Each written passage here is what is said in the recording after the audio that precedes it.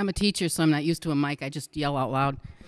I'm Dawn. I'm Dale's sister, and I've known him from forever. He's my little brother, and I'll tell a couple funny stories about when Dale was a kid. First one, when we had cousins that we used to go see in Black Earth, and we'd get there, and there was Mike. Mike was the same age as Dale. Only Mike was always bigger and stronger, and he always beat Dale up. So I, on the way home, we'd always give Dale, all the rest of us kids would give Dale pep talks on how to beat Mike up and how not to be such a wuss, and so we had to, pump him up, and he was all ready to go until the next time we went to see Mike, and then he beat him up again. So poor Dale was never a fighter; he was always the lover. And then there was the time that Dale and I were doing dishes. It was our turn to do dishes, and he and I were fighting as brothers and sisters do, and I got to the faucet and got the hose and was spraying him. Wonderful sister that I am. And I sprayed him. He ran for the back door, and he shut this back door to hide from me.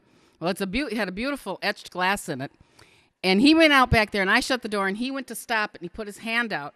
And those of you that know Dale know that he's got this big scar on his arm from here to here. That was me.